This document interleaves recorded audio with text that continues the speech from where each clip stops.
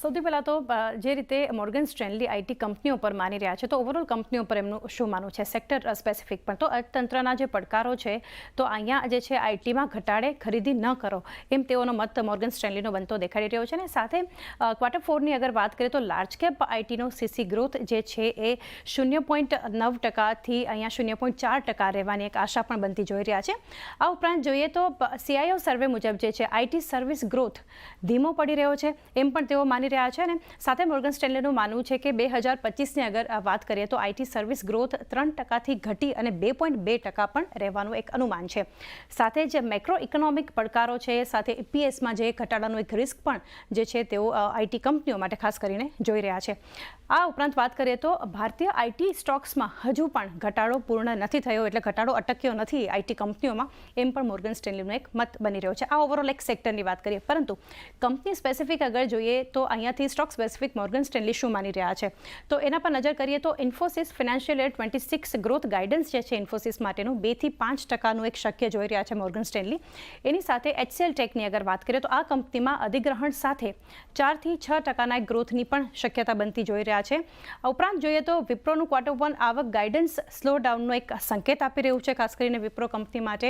અને ઇન્ફોસિસ પર તેઓ શું માની રહ્યા છે, તો ઇન્ફોસિસ કરતાં TCS પર તેઓ અહીંયાથી વધુ પસંદગી ઉતારી રહ્યા છે. અને છેલ્લે HCL ટેકની અગર વાત કરીએ તો આની જગ્યા આ કંપનીની જગ્યા ટેક મહિન્દ્રા પર મોર્ગન સ્ટેનલી પસંદગી આપતા જોઈ રહ્યા છે. તો ઓવરઓલ આ સેક્ટરને લઈ અને મોર્ગન સ્ટેનલી સેક્ટર સ્પેસિફિક અને કંપની સ્પેસિફિક આઈટી પર વ્યૂ આપી રહ્યા છે. જી, તો ખાસ કરીને આઈટી સેક્ટર માટે આપણને એક આ રિપોર્ટ આવતો દેખાઈ રહ્યો છે, એના પર નજર રાખવાની રહેશે. આભાર ચાંદની આપનો સમગ્ર માહિતી આપવા માટે. તો જે રીતે આપણે જોઈ રહ્યા છે આઈટી કંપનીઓના પણ હવે પરિણામ આપણને આવતા જોવા મળશે અને શરૂઆત આઈટી કંપનીઓ સાથે થશે. નીરવજી, તમે કઈ રીતે ધ્યાન રાખી રહ્યા છો? કારણ કે અહીંયા પણ આપણે જોયું છે જે ફ્રન્ટલાઇન આઈટી કંપનીઓ છે જેમાં એક વેચવાલી આપણે જોઈ છે, અને હવે પરિણામો જે રીતે અહીંયા અપેક્ષિત છે, ખાસ કરીને લાર્જ કેપ આઈટીનો જે સીસી ગ્રોથ જે છે તે થોડો ઘણો આપણને ઓછો રહેતો દેખાઈ શકે છે. અને આઈટી સ્ટોક જે છે હજુ ડાઉનસાઇડ આની પતી નથી તેવું આ મોર્ગન સ્ટેનલીના રિપોર્ટમાં કહેવામાં આવ્યું છે.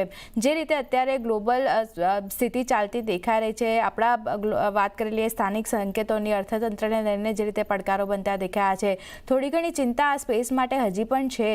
તમે કઈ રીતે ધ્યાન રાખી રહ્યા છો આઈટી માટે?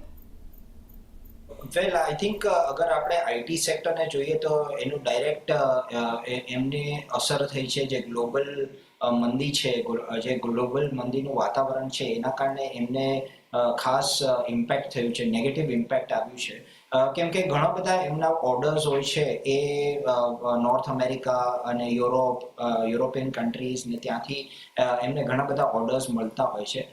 પણ હવે ક્લાયન્ટ્સે બધું સ્પેન્ડિંગ છે at this point of time ઘણું બધું કટ કરી નાખ્યું છે. ગ્લોબલ આઈટી બજેટ્સ જે છે એ ઓછા થઈ ગયા છે, અને આખા બિઝનેસના ડાયનામિક્સ જે છે એ બદલાઈ ગયા છે. હવે કોડિંગ જે છે એ આર્ટિફિશિયલ ઇન્ટેલિજન્સથી થાય છે. આર્ટિફિશિયલ ઇન્ટેલિજન્સ, જનરેટિવ AI, આ બધા નવા કન્સેપ્ટ છે અને એ આખું બિઝનેસને રીડિફાઇન કર્યું છે. એટલે જે જૂનું મોડેલ છે, લિનિયર ગ્રોથ કર્વ આપણે જોયું, જે 30 વર્ષ સુધી ચાલ્યું, જે મોડેલ આઈટીનું મોડેલ ચાલ્યું, that may not apply any longer. એટલે એક ટ્રાન્સફોર્મેશન ફેઝમાંથી એક આખી ઇન્ડસ્ટ્રી છે એ પસાર થઈ રહી છે at this point of time. અને may be the best golden period આપણે કહીએ for the IT sector, at least at this point of time is over. અને આખું એક સેક્ટર રીડિફાઇન થશે ગોઈંગ ફોરવર્ડ.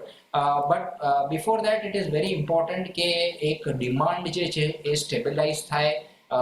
આઉટલુક અગર આપણે જોઈએ તો એક્સેન્ચરે બી હમણાં જે આપ્યું છે એ લોકોએ બી રિવાઇઝ કર્યું છે ડાઉનવર્ડ્સ.